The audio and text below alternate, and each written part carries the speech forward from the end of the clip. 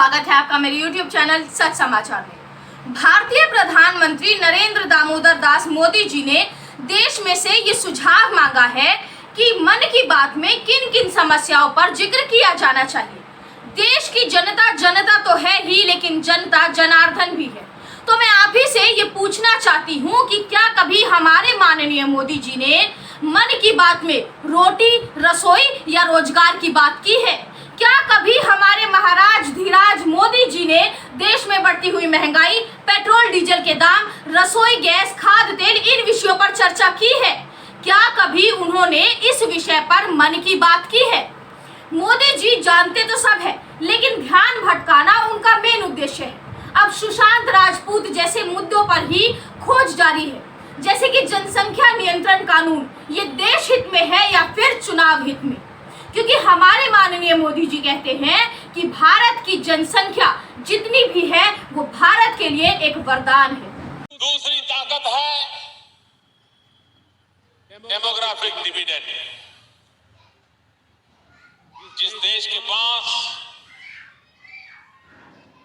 35 से कम उम्र के 65% नौजवान हो, इससे बड़ा उस देश को क्या चाहिए? इससे बड़ी क्या संपदा हो सकती है? और तीसरी बात, डिमांड। पूरा विश्व भारत की तरफ नजर कर रहा है। क्यों? क्योंकि उसे मालूम है 125 करोड़ का देश है, बहुत बड़ा बाजार है, बहुत ज्यादा डिमांड है।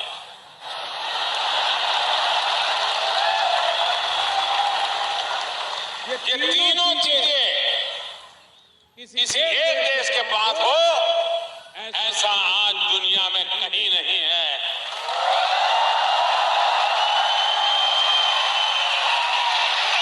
और इसी सामर्थ्य के आधार पर,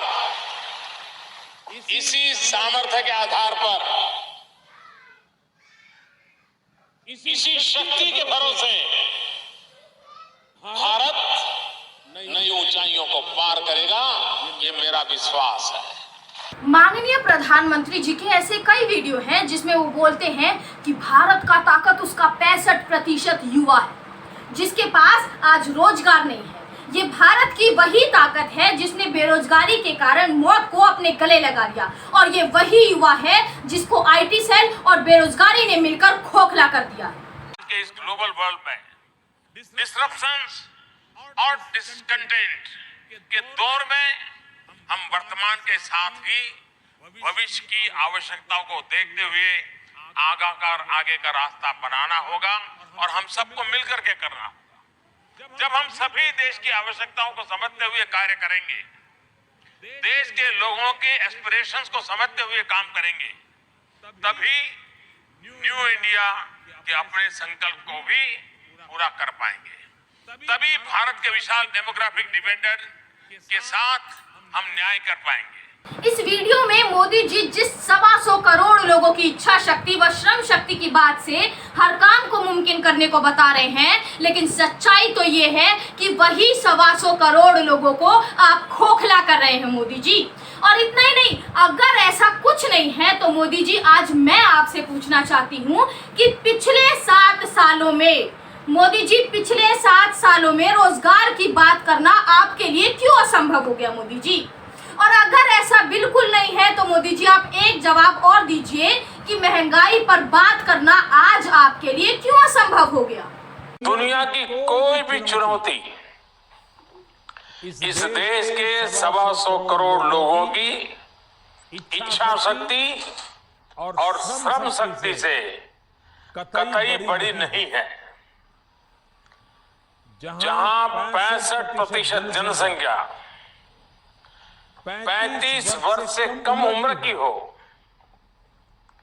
जहां पर डेमोग्राफिक डिविडेंड का इतना विस्तार हो, उस देश के लोग ठान ले तो कोई भी लक्ष्य असंभव नहीं है। ऐसे किसी देश को अधिक जनसंख्या का मुनाफा हमारे महाराज धीराज ही बता सकते हैं, क्योंकि देश की समस्या तो ये बताएंगे नहीं। आज पूरे विश्वास से अपने देश के 130 करोड़ लोगों के सामर्थ्य से कह रहा हूं कि भारत चौथी औद्योगिक क्रांति के लाभ से वंचित नहीं रहेगा, बल्कि मैं मानता हूं कि चौथी औद्योगिक क्रांति में भारत का योगदान पूरे विश्व को चौंकाने वाला होगा। अभूतपूर्व, अप्रत्याशित, अकल्पनीय योगदान भारत का होगा। हमारी विविधता, हमारी demographic potential, fast growing market size और डिजिटल इंफ्रास्ट्रक्चर भारत को रिसर्च और इम्प्लीमेंटेशन का ग्लोबल हब बनाने की क्षमता रखता है।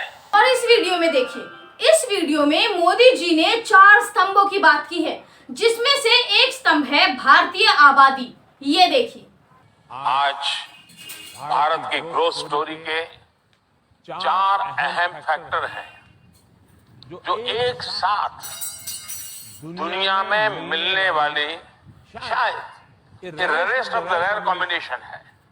ये 4 फैक्टर हैं: democracy, demography, demand and decisiveness. इस ग्रोथ को बल मिलता है भारत के डेमोग्राफिक डिविडेंड से, यंग और एनर्जेटिक टैलेंट पूल से। साथियों, हमारे पास डेमोक्रेसी, डेमोग्राफी एंड डिमांड इसका डिविडेंड है। आज भारत दुनिया की सबसे तेजी से बढ़ती हुई अर्थव्यवस्था बन चुका है। हमारे युवाओं की महत्वाकांक्षाएं सर्वश्रेष्ठ होने को लेकर उनकी ललक हमारी सबसे बड़ी ताकत है।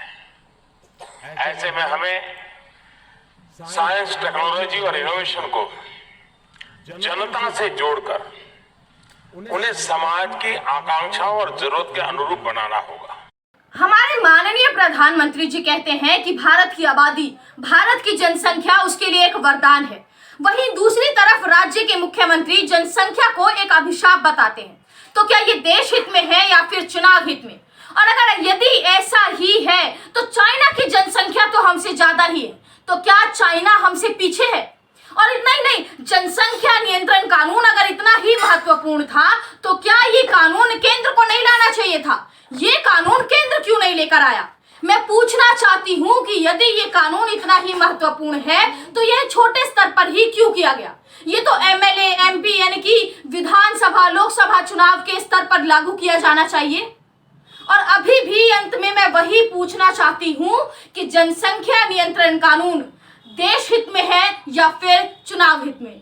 अभी के लिए सिर्फ इतना ही। अगर वीडियो अच्छी लगी हो तो इसको लाइक, शेयर, सब्सक्राइब जरूर करें। तब तक के लिए धन्यवाद।